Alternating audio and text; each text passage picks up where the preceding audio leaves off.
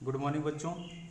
कक्षा 12 भौतिक विज्ञान द्वितीय पाठ 10 तरंग प्रकाश की में नया टॉपिक व्यतिकरण के फलस्वरूप तरंग की परिणामी तीव्रता का निगमन। व्यतिकरण के फलस्वरूप तरंग की परिणामी तीव्रता का निगमन। इससे पहले हम व्यतिकरण को जान लेते हैं।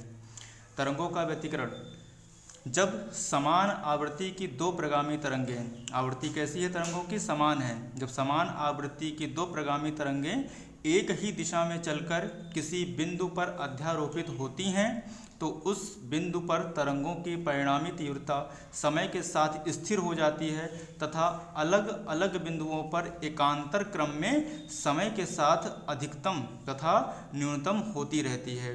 इस घटना को तरंगों का व्यतिकरण कहते हैं। यह दो प्रकार का होता है, समपोषी या रचनात्मक व्यतिकरण और दूसरा विनाशी व्यतिकरण। अब हम अपने डेरिवेशन में आते हैं। व्यतिकरण के फलस्वरूप तरंग की परिणामी तीव्रता का निगमन करेंगे।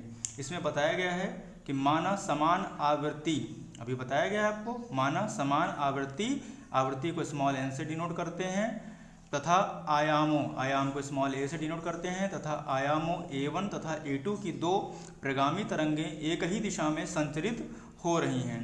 माना किसी समय t पर माध्यम के किसी बिंदु पर इन तरंगों के कारण विस्थापन y1 व y2 हो तो y1 बराबर a1 साइन ओमेगा t, इसे हम समीकरण 1 बनाएंगे, और y2 बराबर a2 sine omega t plus phi, क्योंकि कलांतर होगा अंतर आएगा इसलिए फाई का यूज किया है, इसे समीकरण 2 बनाते हैं।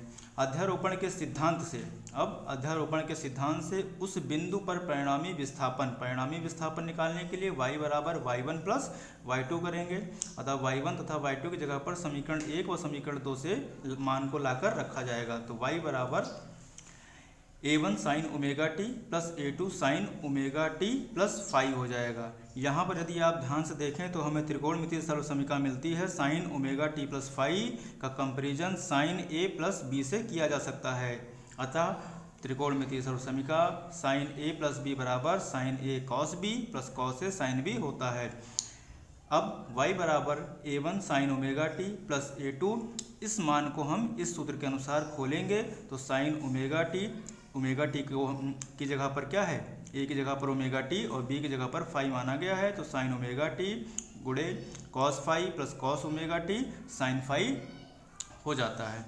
अब y बराबर a1 sine omega T plus इस a2 से अंदर गुणा करेंगे तो a2 sine omega T into cos phi plus a2 cos phi गुणे साइन फाई हो जाएगा।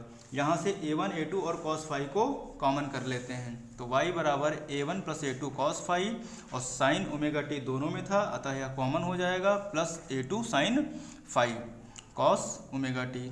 माना a1 plus a2 cos phi, ये वाला जो हमारा समीकरण है a1 plus a2 cos phi बराबर a कॉस थीटा, जिससे हम समीकरण 3 बनाते हैं, और a2 साइन फाई ये वाला समीकरण बराबर a साइन थीटा का हो जाता है, इसे समीकरण 4 बना लेते हैं। अब यह दोनों मान उपरोक्त समीकरण में रखे जाएंगे तो y बराबर a, इसका मान क्या निकाला हमने, a कॉस थीटा, तो a cos theta into sine omega T plus a sine theta cos omega T हो जाएगा।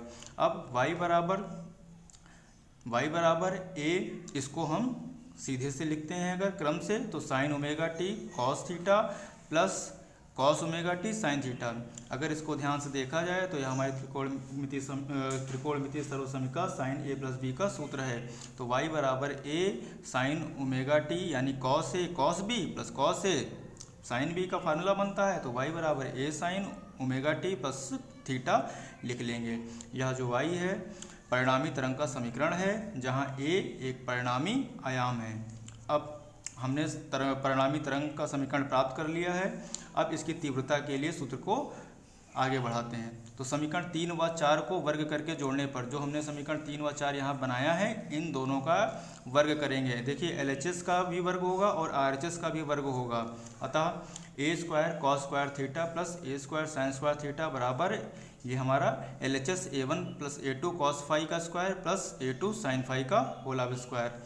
अब a स्क्वायर देखिए यहाँ इस समीकरण में LHS में हमारा a स्क्वायर कॉमन हो जाएगा तो अंदर बचेगा sine square theta plus cos square theta बराबर, ये यहाँ पर देखिए a plus A2 cos phi हमारा a प्लस बी का होल स्क्वायर का सूत्र बनना है, अतः इसे खोलेंगे तो a1 square plus a2 square cos square phi plus 2a1 a2 cos phi बन जाएगा, प्लस इसका स्क्वायर हो जाएगा a2 square sine square phi.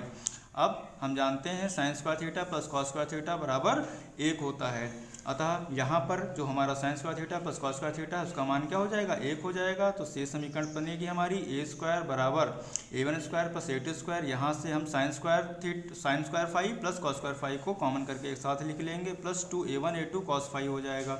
अब a स्क्वायर बराबर a1 square plus a2 square, अब देखिए sine square phi plus cos square phi बराबर भी 1 माना जाएगा, तो a1 square plus a2 square into 1 plus 2a1 a2 cos phi हो जाता है।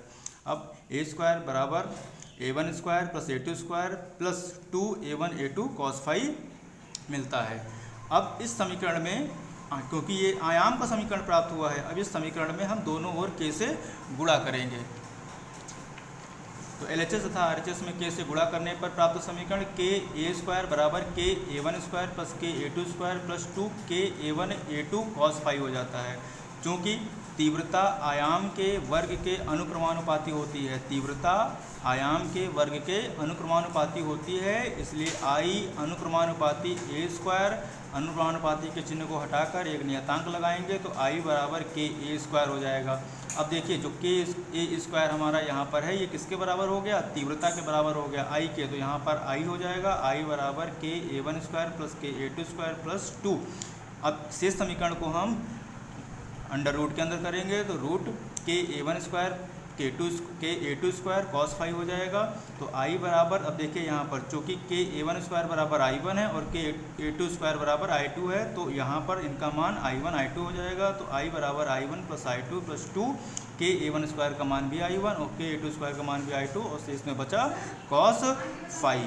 अतः हमारा समीकरण तीव्रता के लिए, परिणामी तीव्रता के लिए प्राप्त हो जाएगा।